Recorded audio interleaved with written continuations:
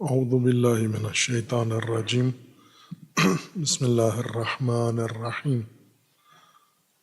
اللہم وفقنا لما تحب وترضى واجعل عاقبت امورنا خیرا ولا تکلنا الى انفسنا طرفة عین ابدا رب ادخلنی مدخل صدق واخرجنی مخرج صدق واجعل لی من لدنک سلطانا نصیرا۔ سورہ مبارکہ بقرہ آیات کریمہ۔ یا ایہا الناس اعبدوا ربکم الذی خلقکم والذین من قبلکم لعلکم تتقون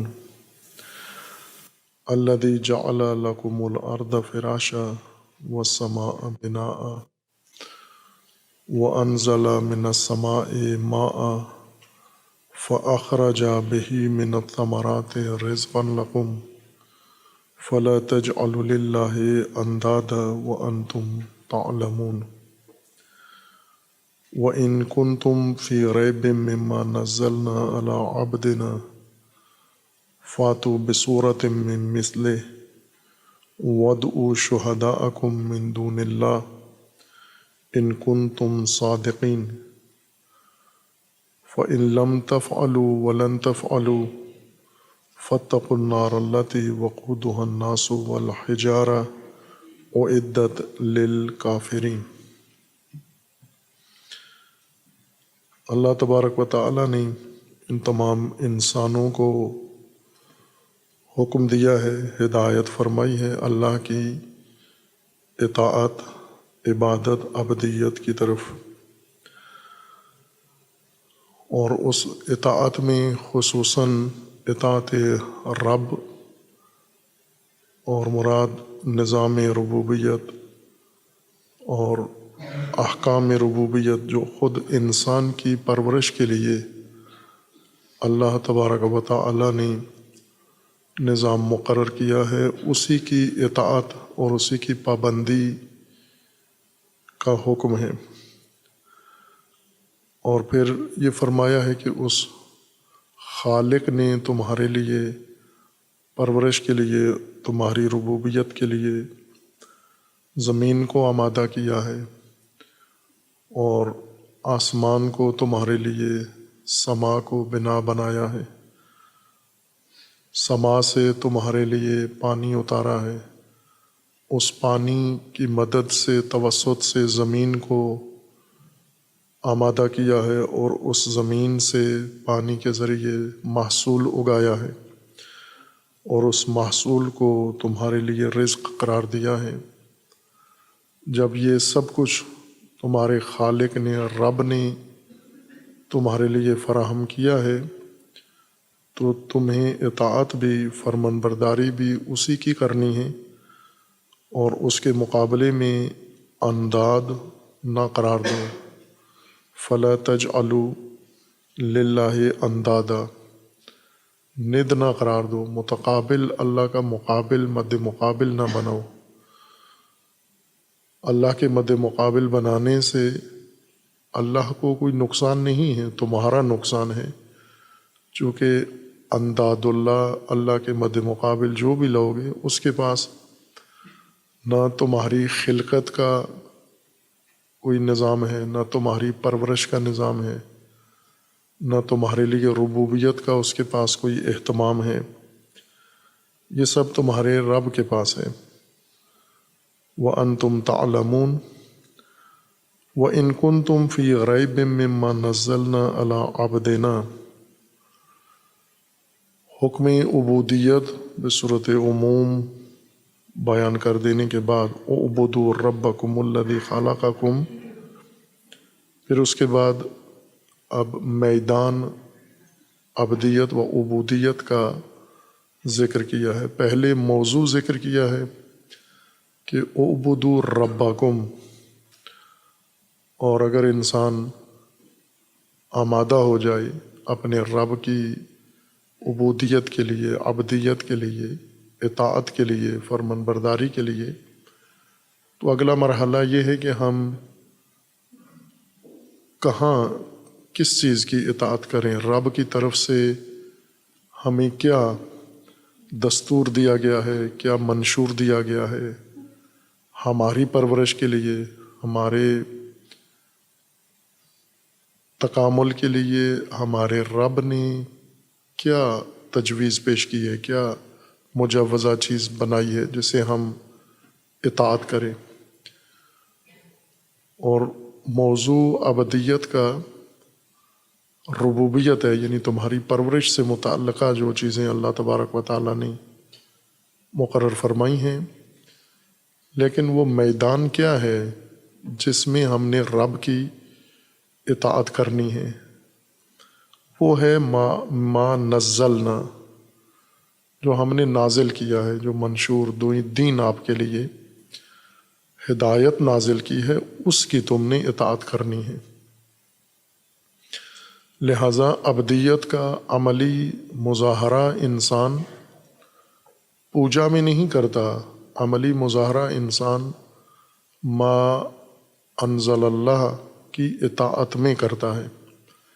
یعنی جو کچھ تمہارے لیے دستورات اور ہدایات اللہ تبارک و تعالیٰ نے نازل کی ہیں، ان دستورات کی آپ نے اطاعت کرنی ہے، اسی کو عبدیت کہتے ہیں۔ عبد آمادہ انسان اپنے رب کے فرامین کو بجا لانے کے لیے، آمادہ شے اس کو معبد کہتے ہیں۔ انسان عابد یا عبد جو آمادہ ہے اپنے رب کے فرامین کو اطاعت کرنے کے لیے، وہ فرامین ہیں ما انزل اللہ، یا اس آیہ کریمہ کے مطابق مما نزلنا علی عبدنا، جو کچھ ہم نے اپنے عبد پر یعنی رسول اللہ صلی اللہ علیہ وآلہ وسلم پر نازل کیا ہے، آپ نے اس کی اطاعت کرنی ہے، اس کی عبدیت کرنی ہے، اسی کی آپ نے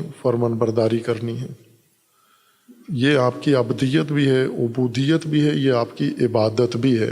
اعبدوا ربکم کس میں؟ مما نزلنا، جو ہم نے نازل کیا ہے۔ لیکن یہ مان لینے کے بعد کہ اللہ ہمارا خالق ہے اور اللہ تبارک و تعالی ہمارا رازق ہے، رب ہے ہمارا، عبدیت میں اب رکاوٹ کیا ہے؟ ایک موضوع تو یہ ہے کہ انہیں یہ معلوم نہیں ہے کہ ہمارا خالق کون ہے، ہمارا رب کون ہے۔ ایک طبقہ ہے ایسا، یعنی ہر نسل میں ہیں ایسے لوگ جنہیں یہ نہیں معلوم، واضح نہیں ان کے لیے کہ ان کا رب اور خالق کون ہے۔ وہ لوگ جنہیں یہ معلوم ہی نہیں ہے، ان کے سامنے یہ بات واضح نہیں ہے، ان کے علم میں نہیں ہے کہ ان کا رب کون ہے، ان کا خالق کون ہے۔ ہیں ایسے لوگ الجھے ہوئے، یا ایسے لوگ جو اس بنیادی حقیقت سے ہی آشنا نہ ہوں۔ ظاہر ہے ان کے لیے آگے عبدیت، عبادت اللہ کی ابھی ممکن نہیں ہے، چونکہ انہیں یہی نہیں معلوم کہ ہمارا رب کون ہے، ہمارا خالق کون ہے۔ اس لیے انہوں نے اللہ کو چھوڑ کر باقی ارباب اختیار کر لیے ہیں۔ کسی انسان کو رب بنا لیا ہے، کسی حکمران کو رب بنا لیا ہے، کسی سلطان کو رب بنا لیا ہے، کسی روحانی شخصیت کو رب مان لیا ہے، کسی مقدس شخصیت کو رب مان لیا ہے، یا بے جان چیزوں میں سے مورتیوں کو، بتوں کو، سورج چاند ستاروں کو، یا درختوں کو، یا جانوروں کو۔ ہیں ایسے لوگ کثرت سے موجود ہیں جنہیں یہ نہیں معلوم کہ ہمارا رب کون ہے۔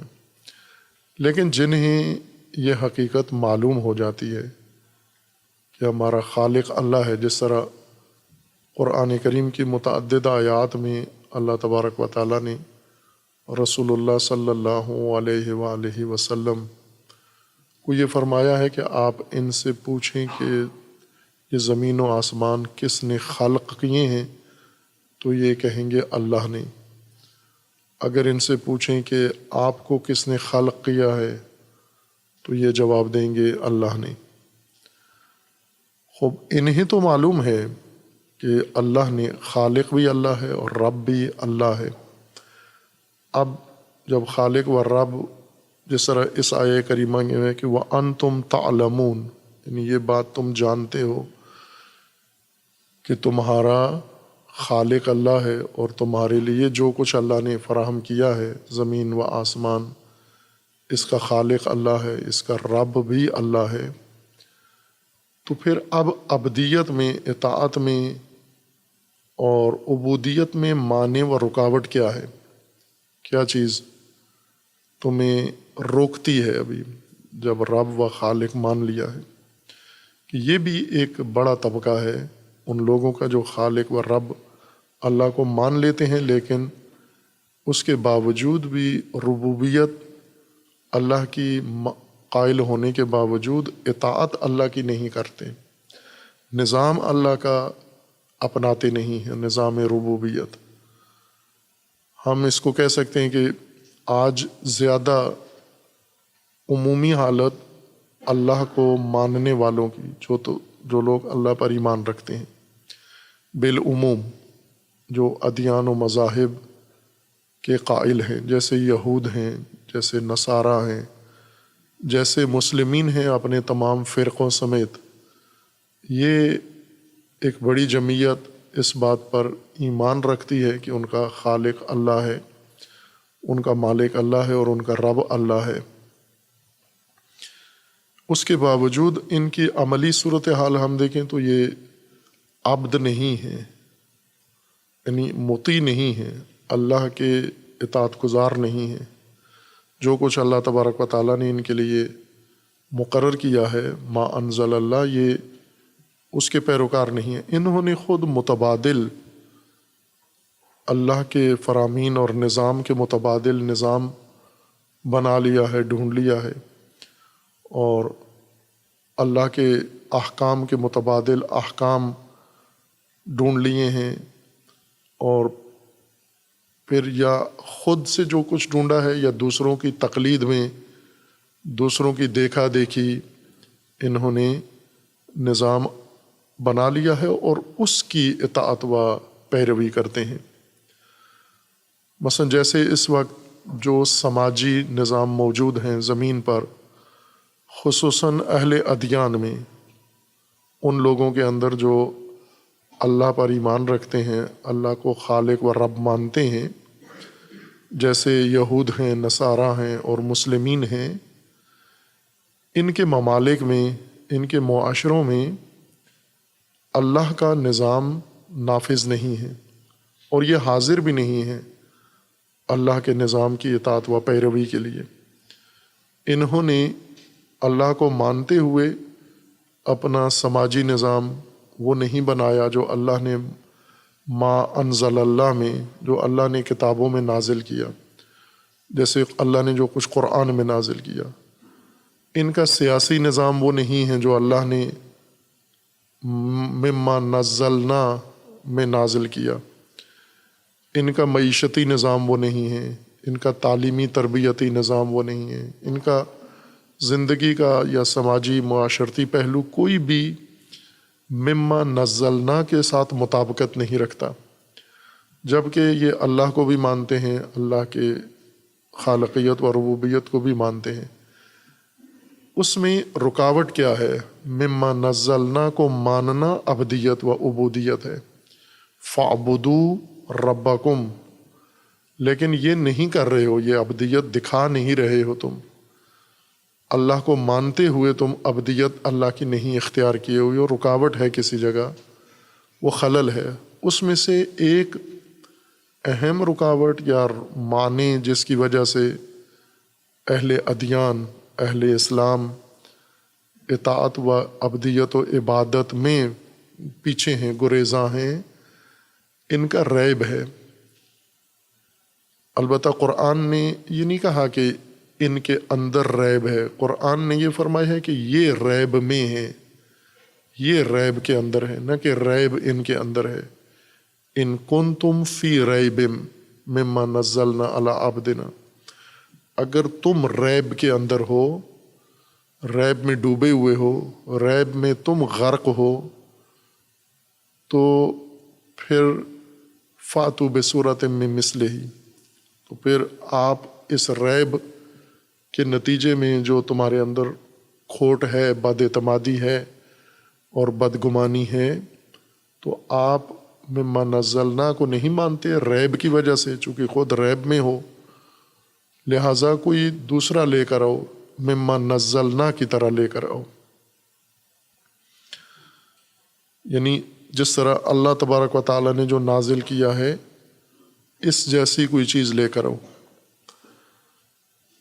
پس ترتیب آیات کے اندر ایک بہت ہی خوبصورت نظم قائم ہے، حکم ہے تمام انسانوں کو عبودیت کا، کہ اللہ کی رب کی عبودیت اختیار کرو، اور ربوبیت کی وضاحت کے بعد یہ فرمایا کہ باوجود اس کے کہ رب کی ربوبیت آشکارا ہے، واضح ہے، لیکن تم عبد نہیں ہو، تم عبدیت میں نہیں ہو، اس کی وجہ یہ ہے کہ تم ریب میں ہو۔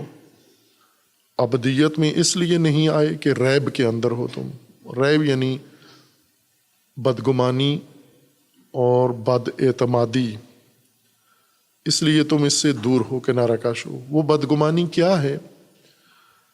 بدگمانی ایک تو یہ ہے کہ یہ اللہ کا کلام نہیں ہے، یہ مما نزلنا جیسے رسول اللہ صلی اللہ علیہ وآلہ وسلم نے پیش کیا قرآن کہ یہ آسمانی کتاب ہے، یہ اللہ کا کلام ہے، ایک بد اعتمادی تمہارے اندر یہ ہے کہ یہ نہیں ہے، یہ اللہ کا کلام نہیں ہے۔ یہ واحد بد اعتمادی نہیں ہے، اس پہلی نسل میں یہ مشکل تھی جس میں رسول اللہ صلی اللہ علیہ وآلہ وسلم نے یہ منشور پیش کیا لا کر۔ ہم اگر قرآن کریم کے ان اوامر کا یا دستورات کا لہجہ دیکھیں تو عمومیت رکھتا ہے، مختص نہیں ہے، خطاب اہل عرب کے لیے نہیں ہے، یہ خطاب مختص اس زمانے کے لوگوں کے لیے نہیں ہے، یہ خطاب عربی بولنے والوں کے لیے نہیں ہے، یا ایھا الناس تمام انسانیت کے لیے ہے۔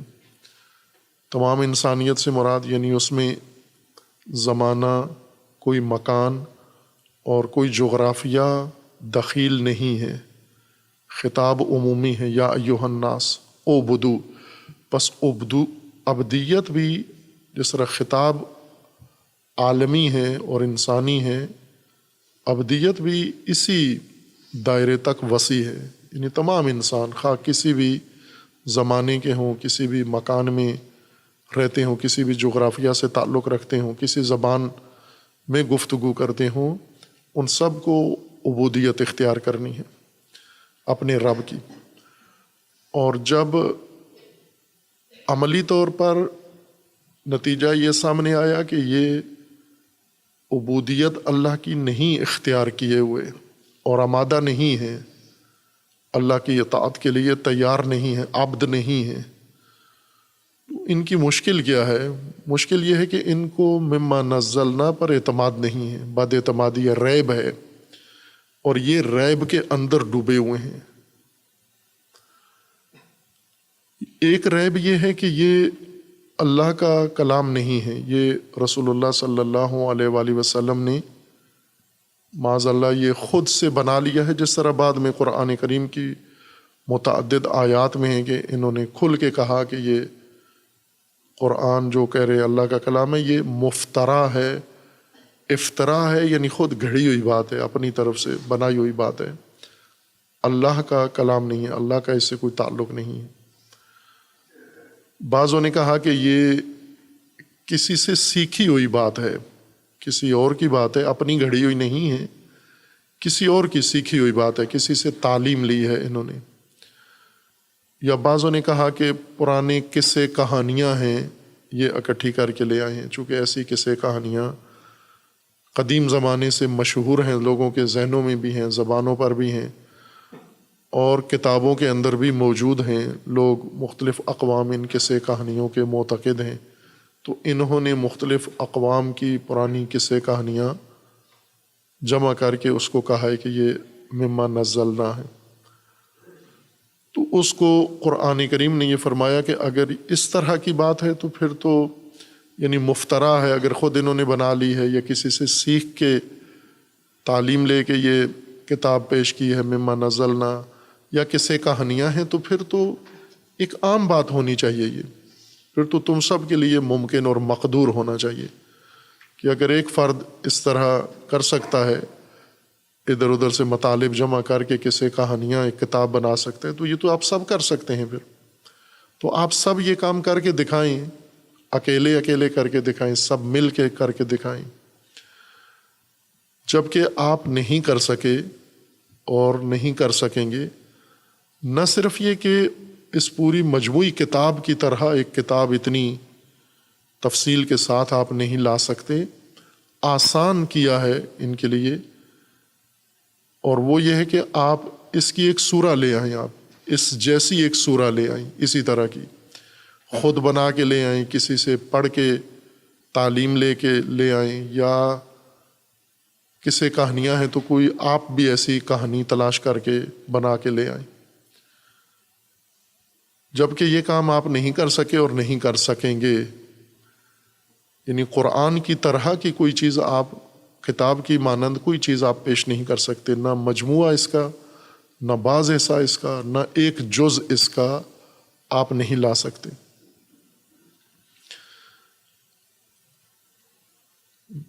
قرآن نے ان کو لاجواب کیا ہے کہ تمہاری بد اعتمادی کا، قرآن پر، کتاب پر بد اعتمادی کا کوئی جواز نہیں ہے تمہارے پاس، کوئی ثبوت نہیں ہے تمہارے پاس۔ اگر کوئی جواز ہوتا پھر اس کے بعد انسان میں بد اعتمادی پیدا ہو، وہاں آپ حق بجانب ہیں کہ آپ کا اعتماد نہیں ہے اس چیز کے اوپر، اور اعتماد نہ ہونے کی وجہ بھی یہ ہے جو آپ نے ذکر کر دی ہے، لیکن وہ نہیں، کوئی ثبوت، کوئی جواز آپ کے پاس نہیں ہے، اور ریب میں بھی ہو۔ خوب یہ ایک تضاد ہے تمہارے اندر کہ ریب، بد اعتمادی بھی ہے قرآن پر یا رسول اللہ صلی اللہ علیہ وآلہ وسلم پر، اور ثبوت بھی کوئی نہیں ہے، اس کا جواز بھی اس کا نہیں ہے آپ کے پاس۔ اب آپ کے پاس عبدیت ایک منحصر راستہ ہے کہ آپ اللہ کی عبدیت اختیار کرو، اطاعت کرو۔ ہم اسے لے آتے ہیں موجودہ نسل میں، اپنے آپ میں، کہ جو لوگ اللہ پر ایمان رکھتے ہیں لیکن اطاعت نہیں ہے اللہ کی، نظام ربوبیت اللہ کا، نظام معیشت اللہ تبارک و تعالیٰ کا، نظام سیاست اللہ کا، یہ اختیار کرنے کے لیے تیار نہیں ہے۔ مثلا آج کے مسلمان کو ہم بعض کو سمیٹ کے متمرکز کر دیں آج کے مسلمان پر، کہ آج کا مسلمان ان مشکلات میں شکار نہیں ہے جو مشرکین مکہ کو تھی، یہ اللہ کو مانتا ہے اور یہ رسول اللہ کو مانتا ہے، نبی مانتا ہے، لیکن پھر بھی عبدیت کے لیے تیار نہیں ہے، عبودیت کے لیے تیار نہیں ہے۔ خوب جواز کیا ہے آپ کے پاس؟ کیوں؟ کہ چونکہ اس کے اندر بد اعتمادی ہے، بدگمانی ہے، مما نزلنا پر اس کو اعتماد نہیں ہے۔ کیوں نہیں ہے؟ کیا اس کے ذہن میں یہ ہے، آج کی نسل کے ذہن میں، کہ یہ نعوذ باللہ القرآن مجید اللہ تعالیٰ کا کلام نہیں بلکہ یہ رسول اللہ صلی اللہ علیہ وآلہ وسلم کا اپنا بنایا ہوا کلام ہے؟ ممکن ہے کچھ یہ کہتے ہوں، لیکن وہ نظریہ مختص ہے چند گنے چنے افراد کے اندر۔ آج بھی ایسے افراد ہیں جو اس طرح کی توجیہ تعویل کرتے ہیں، لیکن وہ بالعموم نہ مسلمین کو معلوم ہے، نہ علماء اسلام کو معلوم ہے، نہ عوام کو معلوم ہے، چند افراد کے اندر منحصر ہے وہ بات۔ اور پھر اس نظریے کے مخالفین بھی موجود ہیں کہ ان کی بات غلط ہے۔ یہ جو اس نظریے کو باطل قرار دیتے ہیں کہ یہ رسول اللہ کا اپنا بنایا ہوا کلام نہیں ہے، یہ اللہ ہی کی وحی منزل ہے، یہ الفاظ بھی اللہ تبارک و تعالیٰ کے ہیں۔ یہ جو معتقد ہیں کہ یہ اللہ کا کلام ہے، پھر بھی ما انزلنا یا مما نزلنا کی ابدیت کے لیے، اطاعت کے لیے یہ بھی آمادہ نہیں ہے۔ آج کے اس نسل کی کیا مشکل ہے؟ وہی ریب ہے، یہ بھی ریب میں مبتلا ہے، لیکن ریب کی کیفیت ان کی کیفیت سے مختلف ہے، یعنی ریب کی نوعیت مختلف ہے۔ بد اعتمادی بہت سارے لوگوں میں موجود ہے۔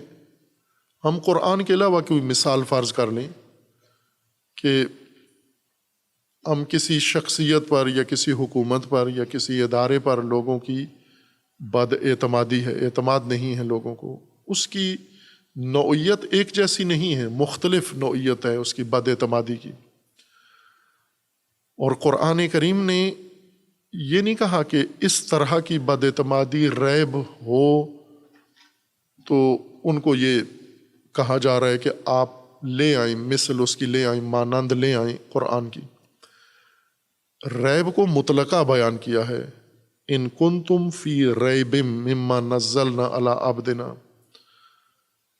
فی ریب، کوئی ریب کا خاص حلیہ نہیں بیان کیا، ریب کی خصوصیت ذکر نہیں کی کہ کس طرح کا ریب آپ کے اندر ہے یا آپ کس طرح کے ریب کے اندر مبتلا ہیں، بلکہ اس کو مطلقہ چھوڑ دیا ہے تاکہ بد اعتمادی کسی بھی نوعیت کی اگر مما نزلنا کے متعلق ہے تو وہ اس کا مصداق بن جائے۔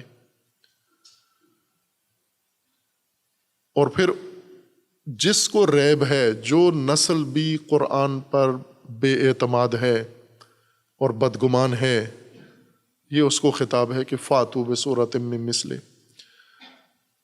یہ امر، اس کو اصطلاح میں، ادب کی اصطلاح میں کہا جاتا ہے کہ یہ عجز کے لیے امر کیا جاتا ہے۔ اس کا یہ مطلب نہیں ہے کہ اس امر کو بھی اطاعت کرنا ہے، فاتو بسورۃ، کہ اگر یہ صورت اللہ کا فرمان ہے، امر وجوب پہ دلالت کرتا ہے، لہٰذا اگر یہ سورہ کوئی نہ لایا تو وہ گناہ گار سمجھا جائے گا، چونکہ اللہ نے حکم دیا ہے فاتو بسورۃ من مثلہ۔ یہ امر مقام تعجیز میں ہے۔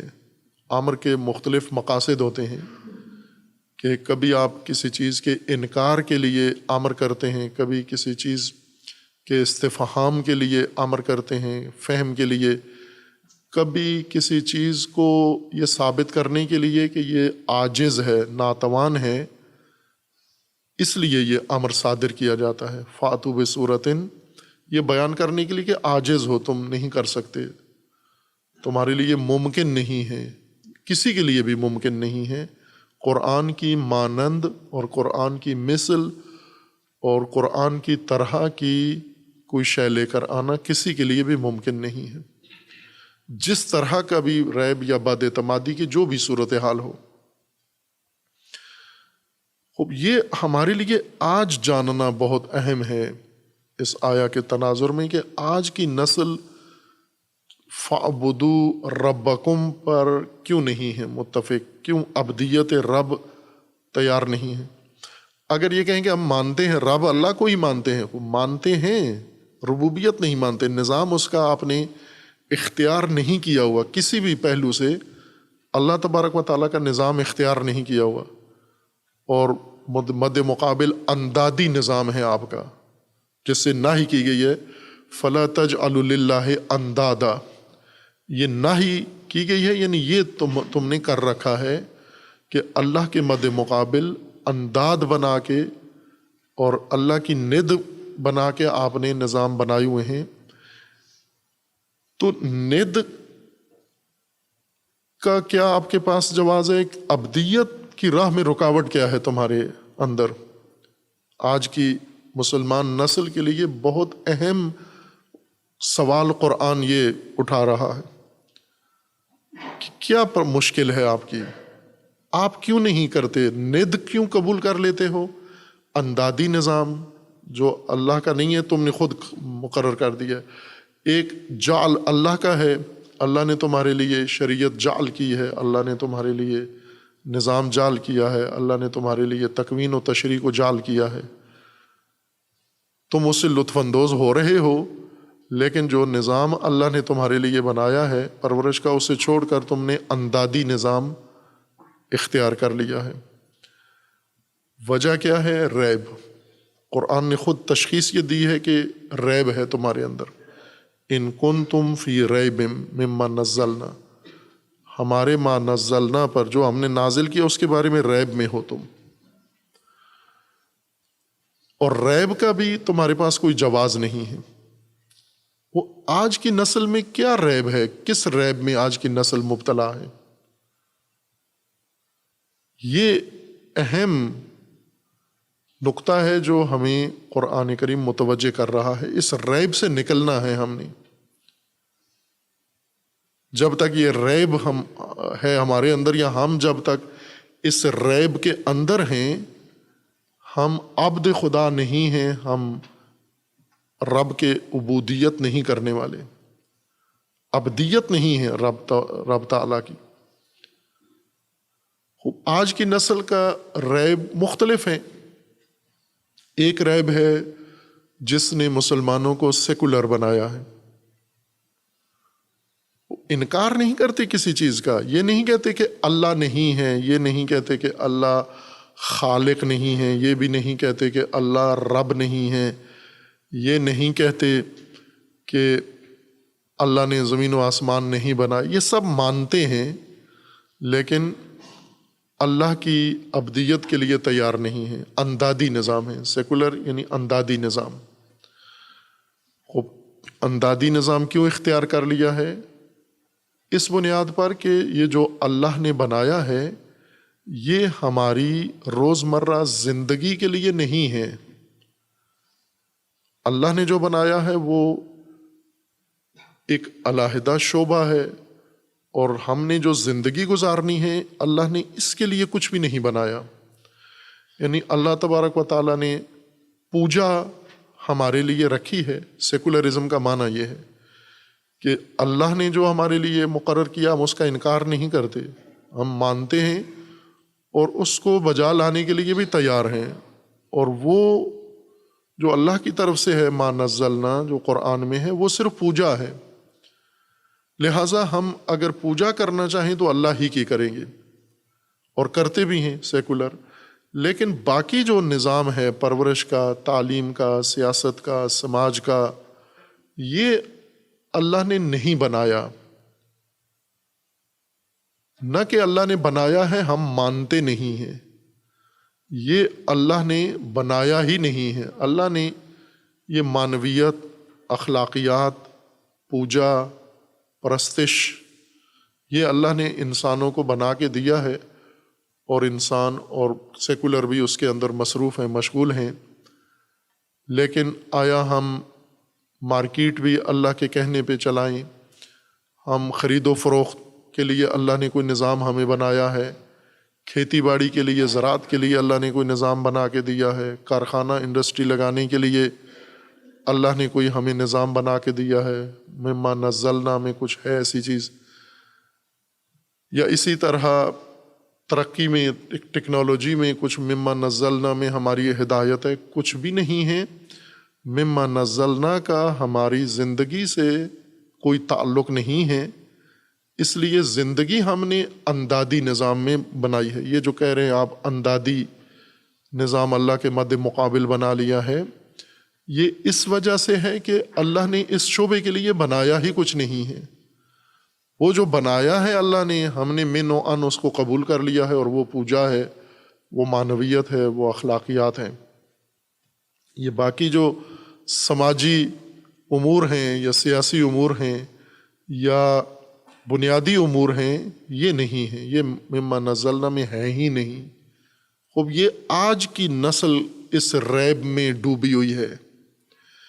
انہیں یہ نہیں اشکال کہ یہ رسول اللہ خود نعوذ باللہ گھڑ کے لے آئے ہیں، رسول اللہ خود بنا کے لے آئے، افترا کر کے لے آئے ہیں، یا کسی سے املا لکھوا کے لے آئے ہیں، کسی نے ان کو ڈکٹیٹ کیا ہے اور یہ لکھتے رہے ہیں، یہ مسودہ تیار کر کے۔ یہ آج کی نسل کے ذہنوں میں، اور خصوصاً مسلمان نسل کے ذہن میں یہ ریب نہیں ہے۔ یا مسلمان اس ریب میں مبتلا آج کی نسل نہیں ہے، لیکن درعین حال ابدیت نہ اختیار کرنے میں شریک ہیں ان کے ساتھ۔ وہ مشرک ہو کر اللہ کو انکار کر کے ابدیت اختیار نہیں کی، یہ اللہ کو مان کر بھی ابدیت کے لیے تیار نہیں ہے، اطاعت رب کے لیے تیار نہیں ہے، چونکہ یہ بھی ریب میں ہے، اور اس ریب کا ان کے پاس کوئی جواز نہیں ہے۔ اس ریب کو بھی قرآن کریم نے ان کے لیے گنجائش نہیں چھوڑی ہے۔ جب قرآن کریم کے بارے میں اللہ تعالیٰ نے پہلے بصورت مطلق فرما دیا ہے کہ ذالک الکتاب لا ریب فیہ، کتاب میں کوئی ریب نہیں ہے۔ اب اگر ریب آتا ہے تو وہ تم میں ہے یا تم ریب میں ہو۔ ریب کتاب میں نہیں ہے، کتاب بھی ریب میں نہیں ہے، کتاب بھی ریب میں نہیں ہے اور ریب بھی کتاب میں نہیں ہے، لیکن تمہاری تو ضمانت نہیں ہے۔ ریب تمہارے اندر ہے اور تم ریب کے اندر غرق و ڈوبے ہوئے ہو۔ آج کی نسل کا یہ ریب ہے۔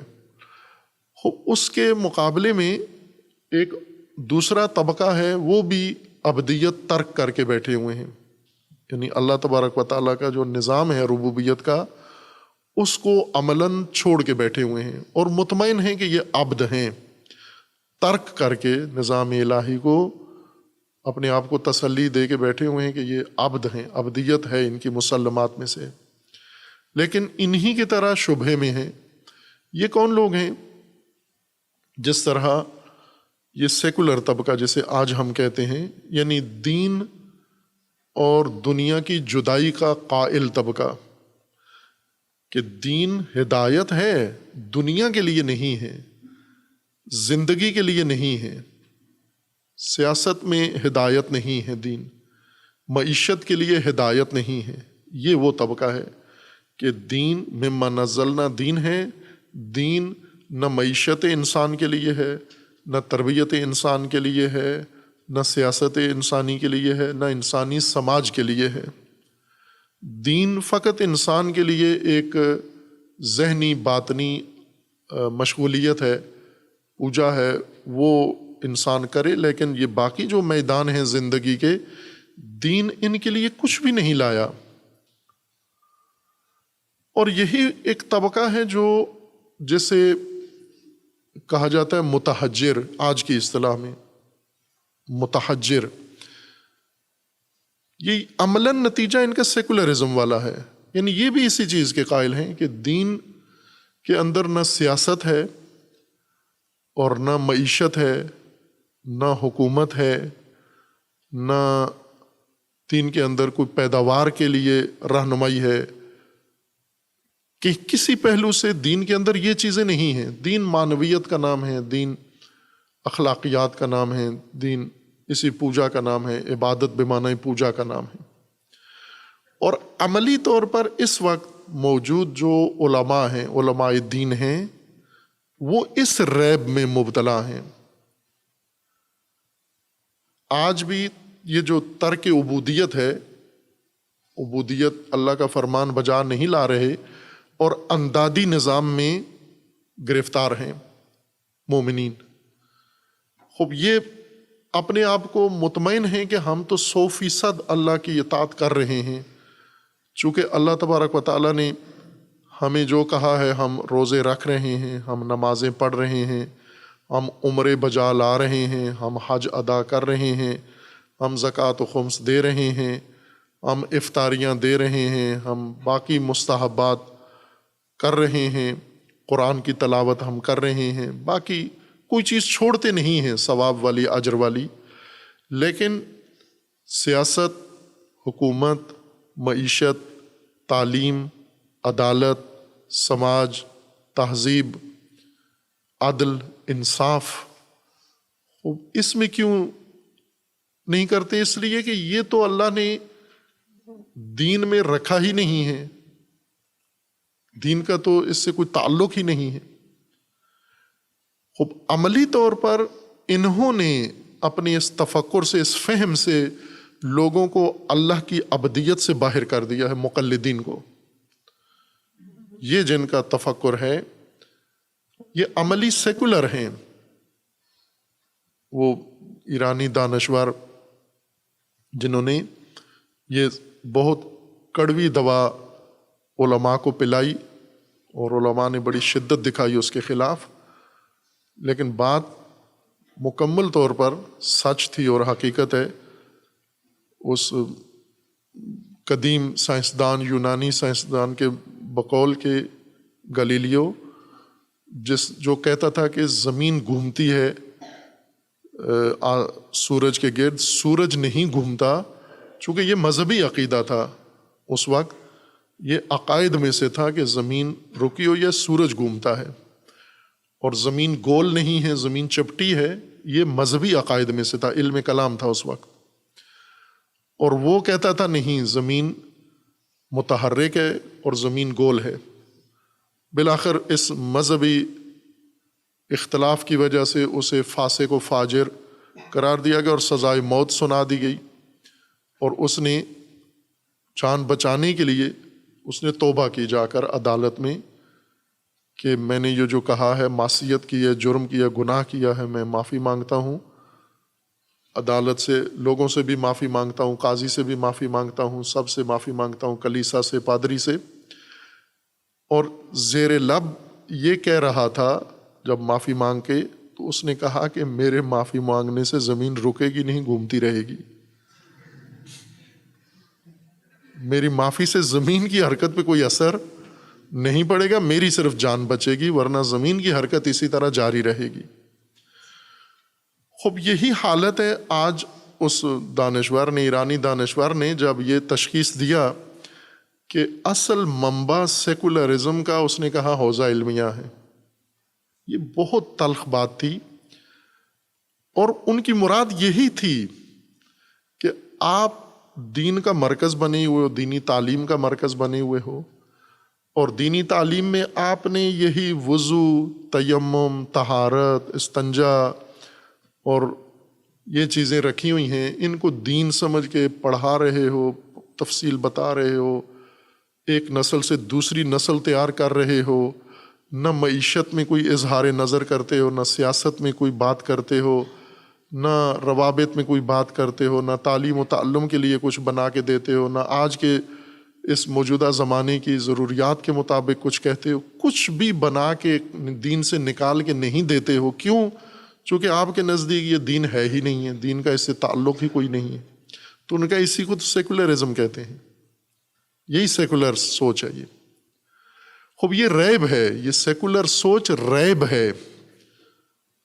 آج کی نسل اپنے تمام طبقات سمیت، دانشوروں سمیت، اس ریب کے اندر ڈوبی ہوئی ہے، اس لیے ابدیت متروک ہے، ترک ہے اللہ کی، اور انداد، ندیت مطاع ہے، ندیت اندادی نظام کی اطاعت ہو رہی ہے۔ ورنہ یہ جمہوریت اور یہ بادشاہت اور یہ دستوریت یہ کیوں آتی؟ اگر یہ ریب نہ ہوتا تو یہ انداد کہاں سے اٹھ کے آ جاتے، یہ ند کہاں سے آ جاتی دین کے مقابلے میں، مما نزلنا کے مقابلے میں ند کیوں آ جاتی ہے؟ یہ اس ریب کی وجہ سے ہے۔ خوب ہم یہاں صرف تاریخ تو نہیں پڑھ رہے قرآن میں، قرآن ہدایت ہے ہر نسل کے لیے، انسان کے لیے، اور انسان کا خطاب بھی ہے، یا ایھا الناس اعبدوا ربکم، اے ناس، اے انسان، عبدیت رب اختیار کرو۔ خوب یوں تو نہیں کہ ہم پہلی نسل کو جا کر پوچھیں گے کہ عبدیت کیا ہوتی ہے، ہمیں بھی خطاب ہے اسی طرح کا جس طرح سے ان کو خطاب تھا، کہ اگر انہوں نے عبدیت کی تو ہمارا حصہ ادا نہیں ہوا، انہوں نے ترک کی تو ہم سے یہ ان کی ترک عبودیت جواز نہیں بنتی کہ ہم ترک کر دیں اس کو۔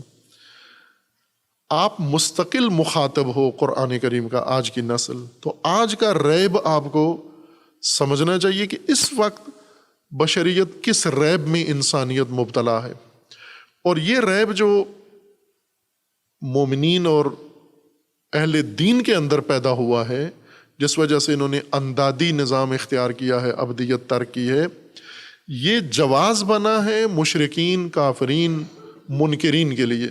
یعنی وہ کیوں دین کی طرف نہیں آتے یا دین اللہ کی عبودیت اختیار نہیں کرتے، وہ یہ کہتے ہیں کہ یہ جن کے پاس دین ہے یہ خود جب اس کے قائل نہیں ہیں تو ہم کس طرح دین کو لائیں معیشت کی بنیاد قرار دیں، یعنی اللہ کے فرامین کو، اللہ کے نظام کو معیشت و سیاست کی بنیاد ہم قرار دیں، جبکہ یہ خود جو متدینین ہیں یہی اس بات کے معتقد و قائل نہیں ہیں۔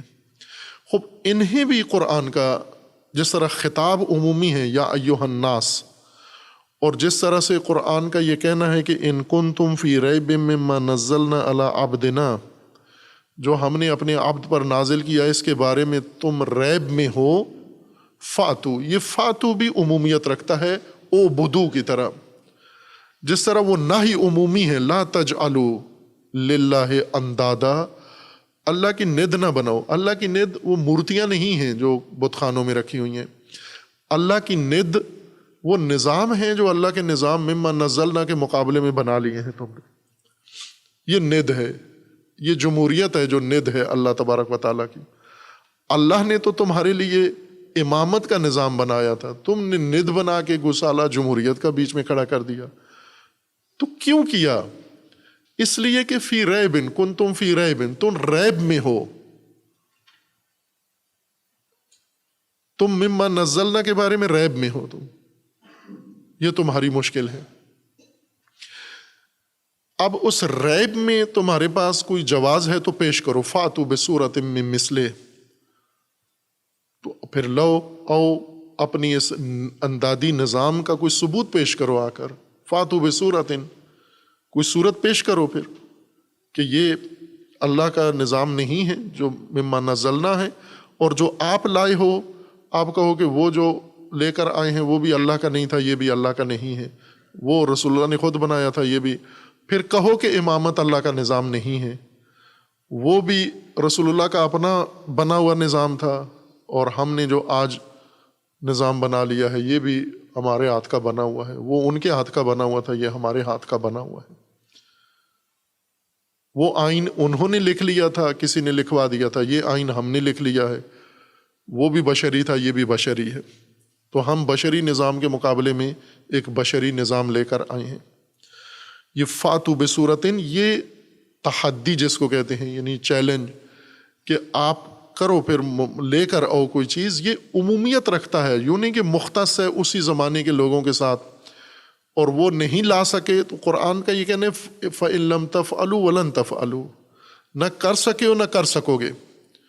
اور آج کی نسل کو بھی جو ریب میں مبتلا ہے اس کو بھی یہی خطاب ہے، فاتو بصورت من مثلہ۔ اس لیے اگر اس کا جس طرح ہمارے علماء نے عموماً جو بات چھیڑی ہے اور پھر دیکھا دیکھی اسی میں اترتے گئے ہیں، جو پہلے بزرگان نے قرآن کی تفسیر کے طور پر جو کچھ کہہ دیا ہے، بعض والوں کے لیے وہ قرآن سے بھی زیادہ اہمیت رکھتا ہے، قرآن سے زیادہ حجیت اس کے قائل ہیں جو قدیم مفسرین نے، علماء نے، بزرگان نے تفسیر قرآن کے ضمن میں جو کچھ کہا ہے۔ اور وہ یہ ہے کہ یہ تحدی فصاحت و بلاغت میں ہے، یعنی قرآن جیسی فصیح و بلیغ کوئی عبارت لے کر آ جاؤ۔ اس بارے میں اشارہ کیا تھا کہ یہ فصیح و بلیغ تو قرآن میں نہیں ہے کہیں بھی، یعنی یہاں بھی فاتو بصورت من مثلہ، پھر آگے کہاں لکھا ہوا ہے کہ فصاحت میں، بلاغت میں اور بدیع میں، بدعت میں، کس چیز میں یہ فصاحت و بلاغت ہو، کس چیز میں یہ مقابلہ کریں ہم؟ فصیح عبارتیں لے کر آئیں، قرآن تو نہیں کہہ رہا کہ فصیح عبارتیں چاہیے، بلیغ عبارتیں، قرآن میں اس طرح کی بھی کوئی بات نہیں ہے کہ بلیغ عبارتیں لے کر آئیں۔ اور برفرض اگر ہم ان مفسرین کی اس بات کو مان لیں کہ فصاحت و بلاغت میں ہی قرآن قابل مقابلہ نہیں ہے، قرآن معجزہ ہے، تو یہ تو مختص ہو جائے گا عربوں کے ساتھ۔ اب غیر عرب کو، انڈونیشیا والوں کو کہیں، چائنیز کو کہیں کہ اس طرح کی فصیح عربی بول کے دیکھو، وہ غیر فصیح عربی بھی نہیں بول سکتا۔ مثلا انسان کے جو آج ہم دیکھیں نا، مختلف زبانیں، مختلف لہجوں کے لوگ، مختلف علاقوں کے لوگ جب عربی الفاظ سنتے ہیں تو کچھ ان سے ممکن ہی نہیں ہے ادا ہونا۔ یہ جو چائنیز اور چائنا اور اس طرح کے جو جیسے جاپانی ہیں، چائنی ہیں اور کورین ہیں، اس طرح کے جو ممالک ہیں، یہ گفتگو میں صرف لب استعمال کرتے ہیں، آگے تالو بھی استعمال نہیں کرتے، صرف لبوں سے آوازیں نکالتے ہیں۔ یہ تالو بھی نہیں استعمال کرتے اور حلق تو کوئی بھی استعمال نہیں کرتا سوائے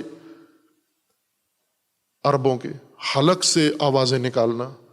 اگر ایک چینی بولنے والے کو یا کوریا زبان بولنے والے کو، جاپانی بولنے والے کو حروف حلقی ادا کریں، اس کو الٹی آ جائے گی، قے آ جائے گی اس کو، چونکہ بہت پیچھے سے آواز نکالنی پڑتی ہے، اور یہ نہیں نکالتے۔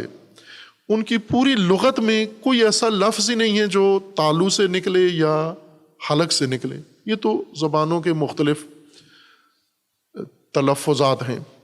اب ان لوگوں کو کہنا کہ آپ فصیح عربی نکالو، وہ فصیح کیا غیر فصیح بھی نہیں نکال سکتے منہ سے، عربی کا کوئی لفظ غیر فصیح بھی نہیں نکال سکتے، یہ ممکن ہی نہیں ہے ان کے لیے۔ اور قرآن اب اہل چین کو یہ کہے کہ دیکھا آپ شکست کھا گئے، ہم نے کہا تھا نا ایسی فصیح عربی بول کے دکھاؤ، اور نہیں بول سکے آپ، لہٰذا قرآن جیت گیا ہے اور اللہ کی برتری ہے تمہارے اوپر۔ یہ تو کوئی بھی انسان اس کو نہیں تسلیم کرتا کہ آپ اگر کسی انسان کو کہہ رہے ہو کہ مقابلہ کر کے دکھاؤ، تو اس چیز میں مقابلہ اس سے کرواؤ جو وہ کر سکتا ہے، جو اس کے بس میں ہے، جو ناممکن ہے اس کے لیے، اس میں اسے مثلا آپ غیر عربوں کو کہو عربوں جیسی عربی بول کے دکھاؤ، نہیں بول سکتے، کوئی بھی نہیں بول سکتا۔ یہ جو غیر عرب عربی سیکھتے ہیں قرآن پڑھنے کے لیے، کتنے سال لگتے ہیں ان کو عربی الفاظ ادا کرنے میں۔ ایک فرق یہ دیکھیں کہ جتنے حروف حلقی ہیں یہ صرف عربی میں ہیں، فارسی میں بھی نہیں ہے۔ فارسی میں جتنے الفاظ حروف حلقی سے بنے ہوئے ہیں یہ عربی سے منتقل ہوئے ہیں، فارسی کے اپنے الفاظ نہیں ہیں۔ اردو کا، ہندی کا ایک بھی لفظ ایسا نہیں ہے جس میں یہ الفاظ استعمال ہوتے ہوں، یہ سب کے سب عربی سے منتقل ہوئے ہیں دوسری زبانوں کے اندر۔ الفاظ تو منتقل ہو گئے ہیں لیکن ادائیگی منتقل نہیں ہوئی، انہوں نے اپنے مقامی لہجوں میں ان الفاظ کو ادا کرنا شروع کیا ہے۔ مثلا آپ انگلش میں دیکھیں کہ ایک آواز ہے جو دو لفظ ہیں ملتے جلتے، البتہ ہمارے لیے ملتے جلتے ہیں، جو ہم انگریز بننا چاہتے ہیں یا انگریزی ماں کے بچے زبردستی بننا چاہتے ہیں، ملکہ کے بچے، ان کے لیے یہ مشکل ہے۔ آپ ایک لفظ ہے انگلش کے اندر زی اور ایک ہے ایس، ان کو کبھی کبھار ہم ایک دوسرے کے اس میں بول دیتے ہیں، جگہ پہ بول دیتے ہیں، لیکن انگریز نہیں بولے گا۔ وہ زیڈ کو جب تلفظ کرتا ہے تو الگ تلفظ کرتا ہے، اور ایس کو جب تلفظ کرتا ہے الگ تلفظ کرتا ہے۔ اب عربی میں آپ کر دیکھیں، یعنی ایس کا اور تلفظ ہے اور آواز ہے، زیڈ کی اور آواز ہے، دو لفظ ہیں الگ الگ، یعنی ایک سین ہے، ایس سین تلفظ ہوتا ہے اور زیڈ زے، لیکن عربی میں آپ دیکھیں، عربی میں زال، زے، زواد، یہ ملتی جلتی آوازوں والے الفاظ ہیں عربی میں، انگلش میں نہیں ہے۔ یہ انگلش میں یہ اتنے الفاظ قریب قریب نہیں ہیں، فارسی میں ایسے قریب قریب الفاظ نہیں ہیں، اردو میں ایسے قریب قریب آوازیں دینے والے الفاظ نہیں ہیں۔ مثلا سواد اردو ہندی میں نہیں ہے، سواد سین ہے فقط۔ یہ جتنے الفاظ آج ہندی میں سواد کے ساتھ لکھے جاتے ہیں، سواد زواد، نہ سواد ہندی کا لفظ ہے نہ زواد ہندی کا لفظ ہے، یہ دونوں عربی الفاظ ہیں، کیونکہ ان کا تلفظ ہی ہندیوں سے نہیں ہوتا، ان کے پاس صرف سین ہے۔ جتنے بھی جہاں جہاں عربی سے الفاظ وارد ہوئے ہیں اور ہندی میں داخل ہو گئے ہیں، وہ سارے سین سے لکھے جاتے ہیں۔ اسی طرح توئے، طوطے والا توئے، یہ نہیں ہے، یہ ان کے ہاں تے ہے، الف بے تے، سے نہیں ہے، سے عربی سے داخل ہوئی ہے فارسی میں اور اردو میں اور ہندی میں، سے سرے سے ان زبانوں کا تلفظ ہی نہیں ہے، چونکہ سے کا تلفظ مختلف ہے۔ خوب یہ ایک لغت شناسی اگر کریں تو حروف کی ادائیگی ہر علاقے کے لوگ اپنے انداز سے کرتے ہیں، دوسرے زبانوں کے تلفظ سیکھ سکتے ہیں لیکن بڑی عمر لگانا پڑتی ہے، پھر جا کر کسی دوسرے زبان کا لہجہ سیکھ سکتے ہیں۔ اب قرآن نے وہی کام کیا کہ آپ فصیح عربی بول کے دکھاؤ۔ جو غیر فصیح عربی پر بھی قدرت نہیں رکھتے، بلکہ عربی تلفظ ہی نہیں کر سکتے، عربی حروف ادا نہیں کر سکتے، انہیں بتایا گیا ہے کہ آپ عربی بول کے دکھاؤ۔ تو ظاہر ہے یہ تو چیلنج بنتا نہیں ہے، یہ تو تحدی بنتی نہیں ہے، جبکہ قرآن کی تحدی چونکہ یا ایھا الناس خطاب تمام انسانیت کو ہے، اعبدو سب انسانیت کے لیے ہے، لا تجعلوا تمام انسانیت کو روکا جا رہا ہے کہ انداز نہیں بنانا، فاتو یا ان کنتم فی ریب، اسی انسانیت کو خطاب ہے کہ اگر تم ریب میں ہو، فاتو تم سارے انسان بصورت من مثلہ، کوئی سورہ لے آؤ اس جیسی۔ خوب ظاہر ہے کہ اسی میدان میں قرآن دعوت دے رہا ہے جو وہ کر سکتے ہیں، جیسا وہ سوچ رہے ہیں ایسا کرنا ممکن ہے ان کے لیے۔ تمام بشریت کو چیلنج ہے، ہر نسل کو ہے، عرب کو بھی ہے، غیر عرب کو بھی ہے۔ فصاحت و بلاغت تو خود عربوں کے اندر بھی ہر ایک کے لیے مقدور نہیں ہے، اور غیر عربوں کے لیے تو سرے سے عربی فصاحت و بلاغت مقدور نہیں ہے۔ بس یہ نہیں قرآن طلب کر رہا۔ اول تو کئی پہلوؤں سے یہ باس ضروری تھی لیکن نہیں کرتے، چونکہ مسلم سمجھ کے جا رہے ہیں۔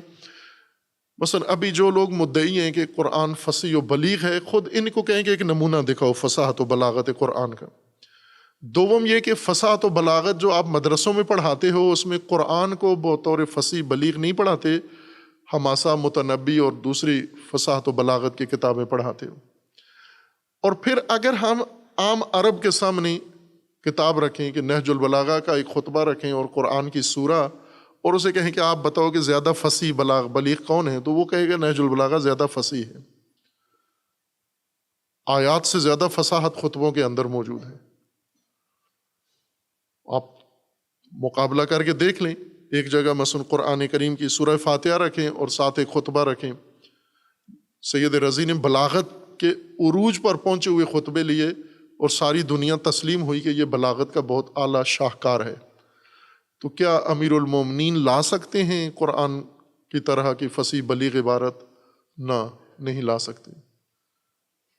فاتو بصورت من مثلہ ہی نہیں لا سکتے، چونکہ قرآن فصاحت نہیں مانگ رہا، بلاغت نہیں مانگ رہا، قرآن کوئی اور چیز مانگ رہا ہے۔ وہ جو نازل ہوا ہے وہ فصاحت نازل نہیں ہوئی۔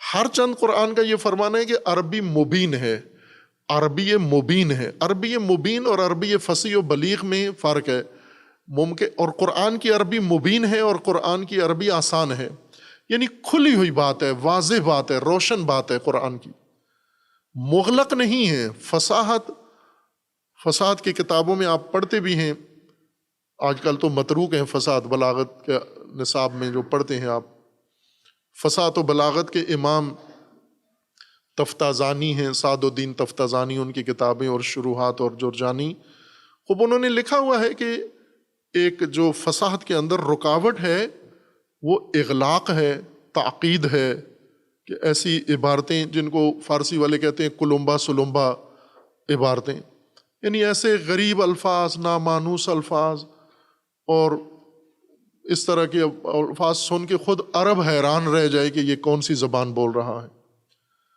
اسی کتاب کے اندر ایک قصہ ہے نا کہ جنی ایک شخص تھا، اس کے ساتھ ایک واقعہ پیش آیا اور لوگوں نے اس کے ساتھ مثلا برا سلوک کیا، تو وہ ان لوگوں کو، یعنی کچھ لڑکوں نے ظاہراً ان پہ حملہ کر دیا، مار پیٹ رہے تھے یا اس کا مذاق اڑا رہے تھے۔ اب وہ چاہتا تھا ان لڑکوں سے جان چھڑائے، وہ عرب تھا، خود بھی عرب تھا، اور وہ جو لڑکے اس کو تنگ کر رہے تھے وہ بھی عرب تھے، تو اس نے ان لڑکوں کو عربی میں کہا کہ مجھے نہ مارو، چھوڑو، بھاگو یہاں سے۔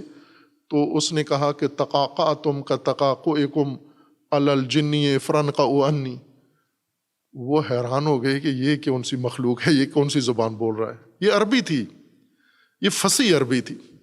اور فصیح عربی ان دیہاتیوں کے پلے ایک لفظ انہوں نے سمجھا یہ کوئی جن ہے، اسی وجہ سے اس کا نام جنی پڑ گیا کہ یہ مجنون ہے، جن ہے، یہ بشر نہیں ہے، ورنہ یہ کون سی زبان بول رہا ہے؟ وہ عربی بول رہا تھا۔ تو یہ تو قرآن نہیں کہہ رہا کہ اس طرح کی باتیں کرو، چونکہ بہت ساری اگر آپ نامانوس الفاظ استعمال کریں، مثلا جیسے آپ قرآن پڑھیں اور نہج البلاغہ پڑھیں، نہج البلاغہ کا پورا خطبہ پڑھیں، شاید 10 سطریں بھی آپ کو سمجھ نہ آئیں۔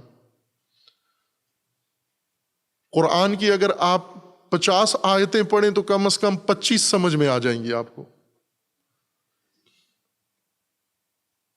خود تجربہ کر کے دیکھیں، کھول کے دیکھیں، آپ قرآن بھی پڑھیں اور نہج البلاغہ بھی پڑھیں۔ وہ نہج البلاغہ آسان تو نہیں ہے، کتنا بڑا ادیب چاہیے نہج البلاغہ کا ترجمہ یہ شرح کرنے کے لیے۔ اکثر نہج البلاغہ کے ترجمے میں سارے ناقص ترجمے ہیں، مترجم بہت پیچھے رہ جاتا ہے بلکہ گم ہو جاتا ہے۔ مولا علی جدھر جا رہے ہیں وہ کہیں اور جا رہے ہیں، مترجم کسی اور طرف نکل گیا ہے، اس کو سمجھ نہیں آئی کہ یہ مولا کہہ کیا رہے ہیں، وہ الفاظ اس طرح کے ہیں۔ وہ فصاحت ہے، وہ بلاغت ہے، یہ مبین عربی ہے۔ مثلا آپ عربی شعر پڑھیں، بڑے جید علماء سنی شیعہ ان کو شعر دیں کہ ترجمہ کر کے دیکھو، نہیں سمجھ سکتے شعر، چونکہ فصیح و بلیغ ہے شعر۔ اردو میں آپ کو اردو بولنا آتی ہے، اردو اس دن آپ کو سمجھ آئے گی جس دن آپ شعر سمجھ گئے، جس دن مرزا غالب کا شعر آپ کے سامنے پڑھا گیا اور آپ تفسیر و شرح دیکھے بغیر اس شعر کو سمجھ گئے تو سمجھو اردو آ گئی ہے، سمجھ آتی ہے آپ کو۔ لیکن آتی ہے، شعر سمجھ میں آتا ہے، چونکہ وہ فصاحت و بلاغت ہے۔ مرزا غالب کی اردو یہ فصیح اردو ہے، اور یہ جو مارکیٹوں میں بولی جاتی ہے اردو، یہ غیر فصیح عربی ہے، یہ فصاحت وہ ہے۔ تو فصاحت ہر زبان کی خود اس زبان والے کے اوپر سے گزر جاتی ہے۔ آپ کوئی عربی شعر، فصیح شعر، جیسے حماسہ کا شعر ہے یا متنبی کا یا کسی کا شعر ہے پرانا جاہلیت کا یا آج کے عربی کا شعر ہے، آپ شعر کسی کو پیش کریں کچھ پتہ نہیں اس، بے شک علماء میں سے ہیں، شعر کا ترجمہ نہیں کر سکتے کہ یہ کیا کہا جا رہا ہے۔ لیکن قرآن، کوئی بھی جس کو عربی ایک لفظ بھی نہیں آتا، وہ بھی جب قرآن پڑھتا ہے تو کچھ نہ کچھ اس کے پلے پڑھتا رہتا ہے کہ یہاں بات کیا ہو رہی ہے۔ ہر چند تفصیل اس کو نہیں سمجھ میں آتی، لیکن اگر تھوڑی بہت عربی سے آشنائی ہے تو پھر قرآن مکمل اس کو سمجھ میں آنا شروع ہو جاتا ہے۔ عربی مبین ہے قرآن کی، وہ معیار جو فصاحت و بلاغت کا ادبیات میں ہے وہ نہیں قرآن نے معیار قرار دیا۔ یعنی نامانوس عبارتیں، کلمبا سلمبا باتیں، یا جیسے نہج البلاغہ کی ثقیل عربی ہے، بہت دشوار عربی ہے، پڑھ کے دیکھیں نا، اب خطبے پڑھ لیں، ترجمے سمیت پڑھیں پھر بھی سمجھ میں نہیں آتے۔ ابھی تو ترجمے ہوئے ہیں، اول وہ ترجمے مطابقت نہیں رکھتے۔ میری بہت عرصے سے یہ خواہش تھی، اللہ تعالیٰ توفیق دے کہ یہ مفتی صاحب کے ترجمے میں ایک نظر ثانی کر کے اس کو کوشش کی جائے کہ اس کی مطابقت متن سے زیادہ ہو جائے۔ انہوں نے بہت اردو میں بہت عالی ترین اردو لکھی ہے انہوں نے، لیکن متن کے ساتھ مطابقت میں بہت فاصلہ ہے کہ یہ، لیکن وہ ظاہر ہے باقی جس طرح توفیقات نظر ہو گئیں باقی چیزوں کی، اس طرح یہ بھی نہیں ہو سکی توفیق، معلوم نہیں آگے ہے یا نہیں۔ فَأْتُوا بِسُورَةٍ مِّن مِّثْلِهِ، اس جیسی کوئی چیز لے کرو اگر ریب میں ہو تم، یا ریب چھوڑو اپنا ابدیت اختیار کرو، یا اگر ابدیت ترک کر رہے ہو ریب کی وجہ سے، پھر اس ریب کا کوئی جواز ہونا چاہیے تمہارے پاس، اور وہ یہ ہے کہ فَأْتُوا بِسُورَةٍ مِّن مِّثْلِهِ، آپ اس کی مثل سورہ لے آؤ۔ وَادْعُوا شُهَدَاءَكُم مِّن دُونِ اللَّهِ إِن كُنتُمْ صَادِقِينَ۔ سورہ میں بھی اب الجھو ہے مفسرین میں کہ سورہ کس کو کہتے ہیں۔ ایک جو ہم ابھی رائج ہمارے پاس قرآنی مصحف موجود ہے، اس کے اندر جو سورہ 114 صورتیں ہیں، سورہ بقرہ، سورہ آل عمران، سورہ فاتحہ، یہ ان کو ہم سورہ شمار کرتے ہیں۔ قرآن کریم جب فرما رہا ہے کہ فاتوا بسورۃ من مثلہ، تو یہی مراد ہیں، یہی سورہ بقرہ مراد ہے، سورہ آل عمران مراد ہے۔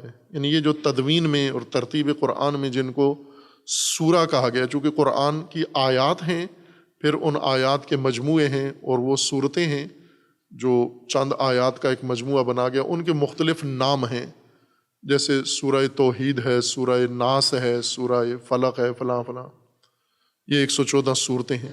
فاتوا بسورۃ من مثلہ، یہی مراد ہے، قرآن یہی کہہ رہا ہے کہ آپ سورہ کوثر جیسی کوئی لے آؤ، سورہ قدر لے آؤ، سورہ فاتحہ لے آؤ، سورہ بقرہ لے آؤ، سورہ آل عمران لے آؤ، یہ مراد ہے قرآن کی۔ اور ان مجموعوں کو، یہ جو آیات کا مجموعہ ہے، ان کو جو سورہ کہا گیا ہے، آیا قرآن نے ان کو سورہ کہا ہے؟ یہ جو عناوین لکھے ہوئے ہیں، یہ سورہ بندی جو کی گئی ہے قرآن کی، یہ قرآن کریم نے اس طرح کی تدوین کروا کے دی ہے۔ اور اگر یہ قرآن کریم کے، تو کس بنیاد پر اس کو لفظ سورہ کیوں کہا گیا؟ کوئی اور نام کیوں نہیں دیا گیا؟ سورہ کے علاوہ کوئی مجموعہ، کوئی اس کو نام دے سکتے تھے۔ ہزاروں الفاظ عربی کے اندر موجود ہیں جو اس طرح کی کیفیت کی اوپر دلالت کر سکتے ہیں، وہ الفاظ اختیار نہیں کیے گئے اور لفظ سورہ استعمال کیا۔ قرآن کریم کی 2 اصطلاحیں ہیں اپنے بارے میں، ایک تو خود قرآن کے اسامی ہیں، نام ہیں، جیسے قرآن، فرقان، الکتاب، یہ قرآن کے الفاظ ہیں جو پورے مجموعے کے بارے میں ہیں۔ پھر اس کے بعد پورے مجموعے کے نام کے بعد اس کے بعض حصوں کے نام ہیں، جیسے سورہ، اور پھر اس کے بعد اس کے دیگر اجزاء کے نام ہیں، وہ ہے آیت، سورت، آیت، اور قرآن، کتاب، اور یہ جو اسماء اللہ ہیں۔ پورے مجموعے کو قرآن الکتاب کہتا ہے۔ پھر الکتاب کے اوصاف ہیں، جن میں سے قرآن وصف ہے الکتاب کا، اصل نام اس کا ما انزلنا کا، مما نزل کا نام کتاب ہے۔ پھر کتاب کے توصیف میں قرآن، فرقان اور ذکر اور نور اور سب کچھ کہا گیا ہے۔ اس کی اپنی بحث ہے، بعض میں ہم نے توفیق تھی جب تو یہ بحث کی تھی کتاب آداب فہم قرآن میں یا شناخت قرآن میں، ہرچند وہ ادھوری بحث ہے ابھی۔ لیکن یہ جو سورہ اور آیت قرآن نے کہا ہے، اس کی بنیاد کیا ہے؟ یہ کس کو قرآن آیت کہتا ہے اور قرآن کے کس حصے کو قرآن سورت کہتا ہے؟ الکتاب تو معلوم ہے اب کس کو کہتا ہے، ہم پہلے آغاز سورہ بقرہ میں اس کی تشریح کر رہے ہیں۔ خب اس میں بھی مفسرین بھی اور لغویین بھی مشوش ہے ذہن ان کا کہ اس کو سورہ کس بنیاد پر کہا گیا ہے۔ ایک طرف نکل گیا، دوسرا دوسری طرف نکل گیا۔ یہ مسلم ہوتے ہوئے کہ قرآن کریم میں سورہ بھی ہے اور قرآن کریم میں آیت بھی ہے، آیات بھی ہیں اور سور بھی ہیں، اور یہ جو موجودہ ترکیب بندی ہے، جن کو آیت یہاں کہا گیا ہے، یہی قرآن ان کو ہی آیت کہتا ہے، اور جن کو ہم سورہ کہہ رہے ہیں، قرآن نے یہ سورہ اسی کو کہا ہے، اور اس کے علاوہ کسی اور شکل کو قرآن سورہ نہیں کہہ رہا۔ یہ بعد میں بیان کریں گے۔ صلی اللہ علیہ وسلم۔